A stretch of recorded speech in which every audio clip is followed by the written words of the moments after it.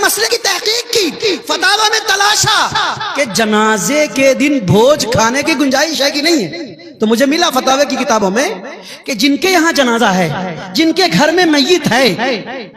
ان کو خاندان اور سماج اور پڑوس کے لوگوں کو کھانا بنا کے کھلانا چاہیے، کیونکہ ان کے گھر میں غم کا ماحول ہے، ایک مصیبت، ایک آفت آئی۔ دوسرا، ان کے لیے گنجائش ہے کھانے کی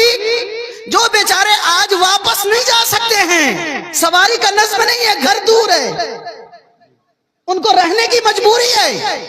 یا اتنی بھوک لگی ہے کہ ادمرا ہو رہا ہے۔ اب ایمانداری کے ساتھ بتائیے، جنازے کا وقت اگر 3 بجے اعلان ہوتا ہے تو اب آج کے ماحول میں، تیز رفتار ماحول میں، کتنے بجے پہلے لوگ آتے ہیں جنازہ پڑھنے کے لیے؟ 20 منٹ پہلے، 25 منٹ پہلے، آدھا گھنٹہ پہلے، یا قریبی رشتہ دار رہتے ہیں تو 2-4-5 گھنٹے پہلے۔ لیکن آپ بتائیے، اتنا بڑا مجمع جو ٹیمپو پہ بھر بھر کے، مرد تو دور، ایک مرد کے ساتھ 6 موگی، ہر موگی کے گود میں 1 بچہ، ہر موگی کے ہاتھ میں ایک کرتا نیا پجامہ، ایک تو پنی میں۔ غضب کی بات ہے کہ تم شادی میں جا رہے ہو، کیا کرو گے پنی میں نیا کرتا پجامہ لے کر کے؟ ارے جنازہ ہے کسی کے گھر میں، باپ مر گیا، ماں رو رہی ہے، ماں مر گئی، بیٹا رو رہا ہے، بہن مر گئی، بھائی رو رہا ہے، بھائی مر گیا، بہن تڑپ رہی ہے، اور تم اپنے کپڑے کی چینجنگ کے لیے گھر سے کپڑے لے کے جا رہے ہو، بچے کو لے کے جا رہے ہو، اور ان کے دروازے پہ شامیانہ لگے ہوئے میں شرم نہیں آتی ہماری قوم کو؟ جنازہ رکھا رہتا ہے، کھانا کھا کے ڈکار ڈکار کے خلال کرتا ہے، جنازہ پڑھا رہتا ہے۔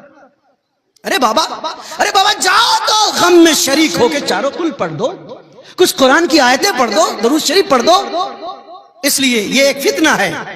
غیر محرم عورتوں کو بھیڑ بھر کے لے کے جانا اور ساتھ میں بھوج کھا کے آنا، یہ بھی رواج زوروں سے پکڑتا چلا جا رہا ہے، میت کا احترام ختم ہوتا چلا جا رہا ہے، اور غم کی جو فضا ہے جس کے لیے سوگ منانے کے لیے بیوی کو کہا گیا، گھر کے لوگوں کے لیے، خاندان کے لوگوں کو کہا گیا کہ تم کھانا بنا کے کھلاؤ، ان کے گھر میں آج میت ہے، جنازہ ہے، غم کا ماحول، غم بانٹنے کے لیے کہا جاتا ہے۔ کہتے ہیں نا، تعزیت کے کلمات میں سے ایک کلمہ یہ بھی کہا جاتا ہے کہ ہم آپ کے غم میں برابر کے شریک ہیں، کہتے ہیں نا،